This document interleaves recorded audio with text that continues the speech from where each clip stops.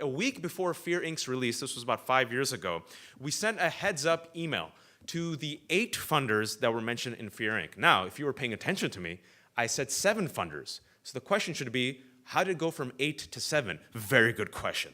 Let me answer that. There were originally 8 funders mentioned. One of the funders realized what he was funding, came back and said, I'm so appalled and shocked. I thought they were doing national security work. I had no idea what the real ideology was. Please take this as my pledge to remove $1.1 million from the Islamophobia industry. You can applaud that. I can't name this funder, but this was a Jewish American funder. Okay.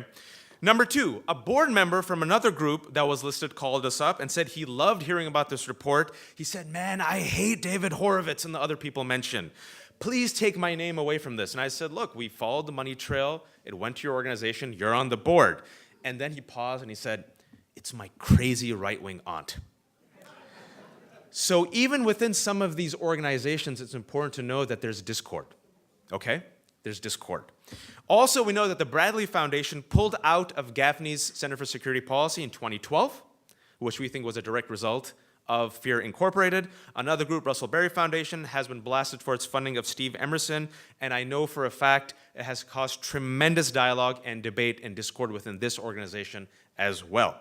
2 former high-ranking government officials, one a senior advisor to President Obama and another Republican advisor to the Bush administration, both told me they hand-delivered Fear Incorporated to people in the White House. Specifically, the Obama advisor said it was the only think tank piece he ever saw brought into the White House. Most think tank reports, as you know, die a lonely, miserable death. The other lesson is the use of grassroots groups and social media communities.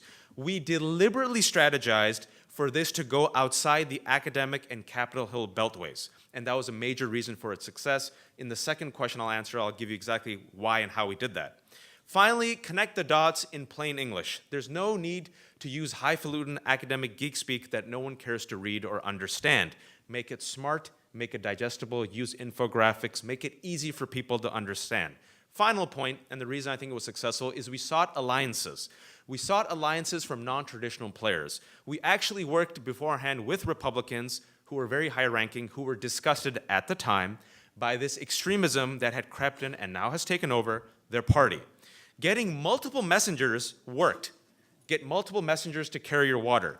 Oftentimes, this is my own critique, we work in our own silos or are paralyzed by absolutist litmus tests that create certain echo chambers and bubbles and isolated cocoons that ultimately limit our effectiveness.